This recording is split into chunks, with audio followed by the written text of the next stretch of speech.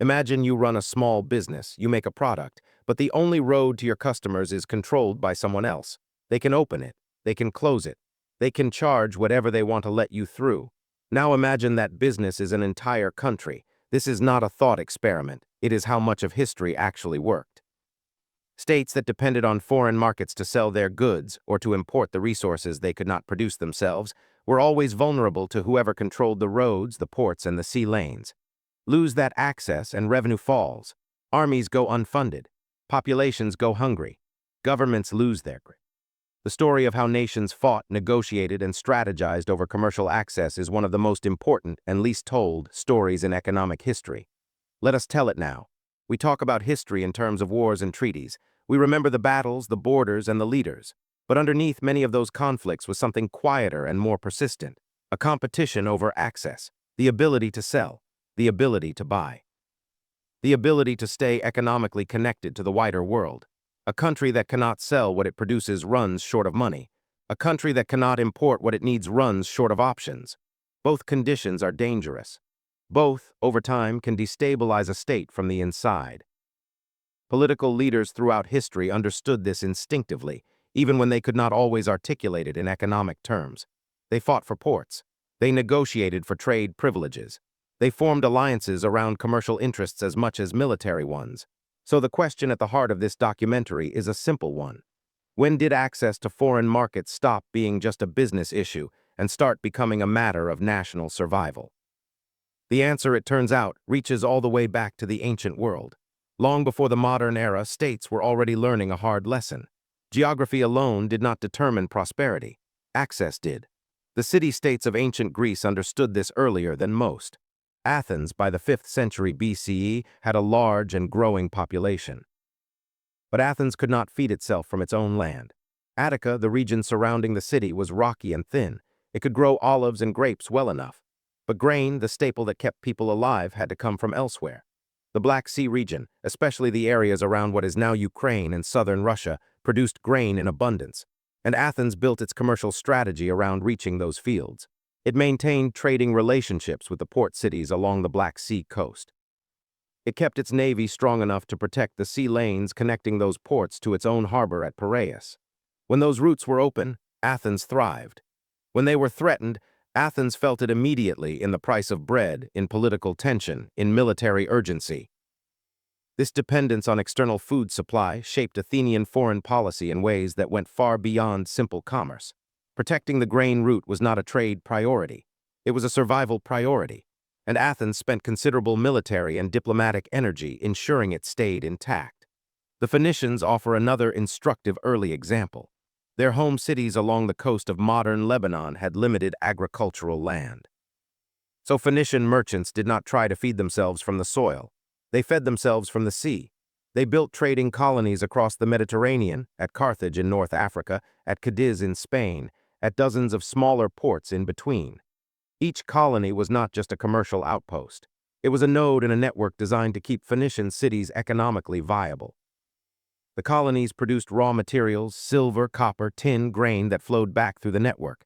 Without that network, the home cities could not sustain themselves. This is the early logic of market access made visible. Build the network, protect the network, and the network sustains the state. The Byzantine Empire, which survived for over 1,000 years after the fall of Rome, ran much of its commercial strategy on a similar principle. Constantinople sat at the crossing point between Europe and Asia. The city taxed trade that moved through the Bosphorus, the narrow strait connecting the Black Sea to the Mediterranean. This gave Byzantium a structural advantage. It could profit from commerce without producing everything itself. As long as the sea lanes remained open and the city retained its position, revenue flowed. When that position was threatened by rival powers, by changes in trade routes, by the loss of key ports, Byzantine fiscal strength eroded too. Geography had given Byzantium its advantage. Commercial access made that geography valuable. Let us now look at 3 moments in history where market access moved directly to the center of state decision-making. 3 cases where commerce became a strategy. The first is Portugal and the spice routes. In the early 1400s, the spice trade was one of the most valuable commercial systems in the known world. Spices, pepper, cinnamon, cloves, nutmeg moved from the islands of Southeast Asia westward through Arab merchant networks, across the Indian Ocean, through the Persian Gulf or Red Sea, and into the Mediterranean. From there, Italian city-states, particularly Venice, distributed them across Europe. This system worked for centuries, but from the perspective of the kingdoms of Western Europe, it had a serious structural problem. They were at the end of the chain. They were buyers, not controllers. Every step of the journey extracted a toll. By the time spices reached Lisbon or London or Antwerp, they had passed through many hands. Each hand had taken a share. Portugal decided to change that. Under the direction of Prince Henry the Navigator and the rulers who followed him, Portugal invested heavily in maritime exploration. Not out of pure curiosity, out of commercial calculation. If they could find a sea route directly to the sources of spice, bypassing the Arab and Venetian middlemen entirely, the economic rewards would be enormous. By 1498, Vasco da Gama had reached the Indian port city of Calicut. The direct sea route around Africa was open, and Portugal moved quickly to exploit it. Within decades, Portuguese naval forces had established control over key chokepoints along the Indian Ocean trade network. They fortified the Strait of Hormuz. They seized the port of Malacca. They established a string of fortified trading posts from East Africa to India to Southeast Asia. Their goal was not colonization in the traditional sense. It was commercial control. They wanted to be the gate through which the spice trade passed and to collect a toll at every gate. Portugal had identified a structural advantage. They had built a naval strategy to capture it, and for a generation it worked. A small kingdom on the edge of Europe had made itself indispensable to the most lucrative trade system in the world. The second example involves England, the Dutch Republic, and the struggle for commercial dominance in the 17th century. By the early 1600s, the Dutch had built the most sophisticated commercial system in the world. Dutch merchant ships, fast, efficient, and cheaply operated, dominated the carrying trade of Europe. They transported grain from the Baltic.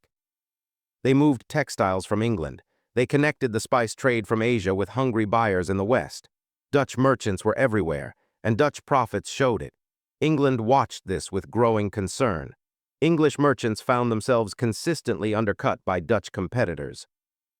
English ships were slower and more expensive to operate. English merchants struggled to compete for the same routes and the same customers. The English government responded not with military force at first, but with commercial policy. The Navigation Acts, passed in 1651, were a direct attempt to reshape the structure of trade in England's favor. Under these laws, goods imported into England had to be carried on English ships or ships from the country that produced the goods. The explicit goal was to exclude Dutch carriers from England's most profitable trade routes. This was not just regulation, it was a commercial offensive, and it worked over time in shifting the balance of maritime trade toward England. The third example is the systematic effort by European powers to access Asian markets in the 18th and 19th centuries, with China as the central case. By the late 18th century, European demand for Chinese goods, tea, silk, porcelain was enormous. But China's ruling Qing dynasty managed foreign trade through a tightly controlled system. Foreign merchants could trade only through designated channels, in designated ports, and under strict conditions set by Chinese authorities. From a European commercial perspective, this was precisely the kind of restricted access they had been fighting against for centuries. The market was vast. The goods were highly valued, but the door was only partially open. The subsequent events, trade disputes, diplomatic conflicts, and the Opium Wars of the 1840s reflected this structural tension between a major importing power's demand for open market access and a sovereign state's desire to control the terms of its own commercial engagement. The result, whatever one thinks of the methods, followed the same underlying logic that had driven Portuguese naval strategy and the English Navigation Acts. States with the commercial ambition and the military capability to force open markets found ways to do so. And the states that lacked the ability to defend their commercial terms found their doors gradually pushed open. Market access had once again moved from a trade question to a state question. At this point, a pattern is clearly visible. It runs across centuries, across oceans, and across very different kinds of states. And it is worth pausing to understand what made that pattern so consistent. The first element is trade dependence. States that rely heavily on external trade, either to sell their exports or to import necessary resources, are structurally exposed. The degree of that dependence shapes how urgently they respond to threats against their commercial access. Athens needed grain. Portugal needed spice revenues. England needed its carrying trade.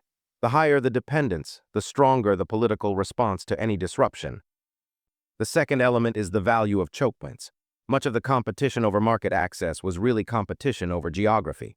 Whoever controlled a key strait, a key port, or a key land crossing could levy tolls, restrict passage, and shape the terms of trade. Constantinople's position on the Bosphorus, Malacca's position between the Indian Ocean and the South China Sea. These were not just geographical facts, they were economic instruments. States that held chokepoints could extract enormous commercial value from them. The third element is the use of policy as a commercial weapon. The English Navigation Acts were not unique in their logic. States throughout history have used tariffs, exclusive trading rights, and commercial treaties to tilt the terms of trade in their own favor. These policies were not always effective, and they often invited retaliation, but they reflected a consistent belief that the state had both a role and a responsibility to shape commercial outcomes in its own interest. The fourth element is the relationship between commercial revenue and military capacity. States that earned more from trade could spend more on the armies and navies that protected their trade. And states with stronger militaries could better enforce the commercial access their economies required. The cycle was self-reinforcing. Wealth builds power. Power protected wealth. These four elements, trade dependence, control of chokepoints, commercial policy, and the revenue power cycle, appear again and again in the history of market competition. They are not accidents. They are structural features of how states interact with the global economy. The same logic continued to shape national economic strategies well into the 19th century and beyond.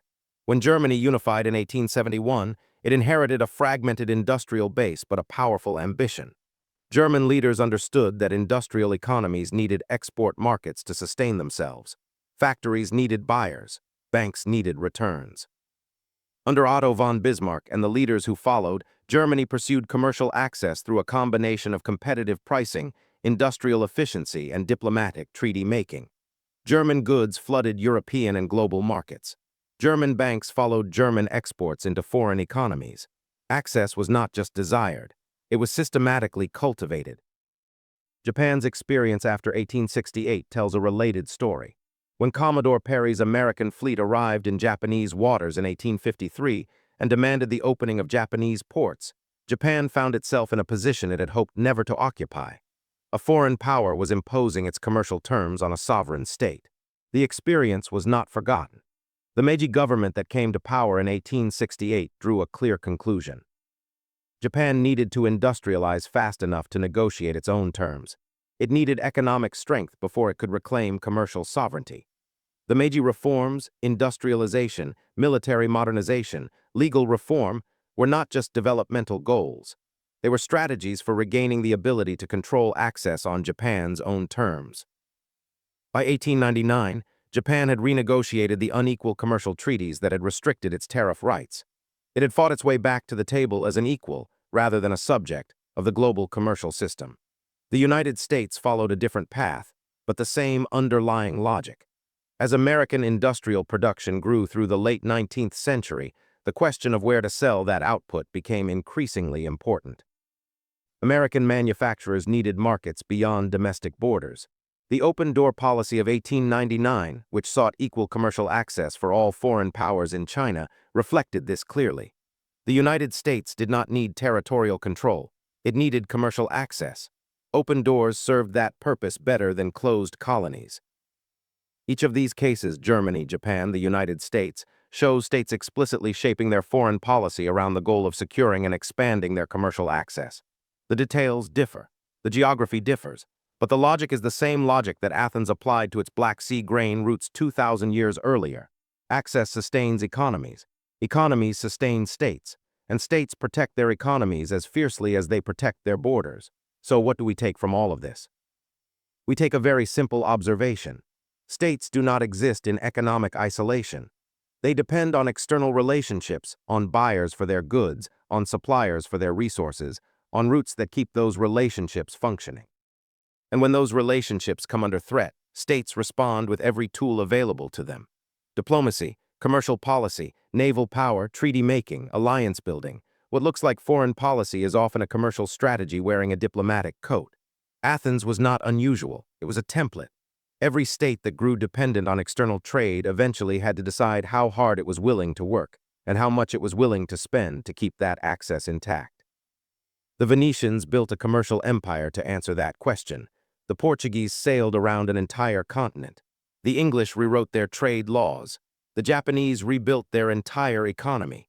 All of them were solving the same problem. How do you stay connected to the markets and resources your economy needs in a world where other states are trying to do exactly the same thing? The answer was never simple, but the question was always the same, and the stakes were always high.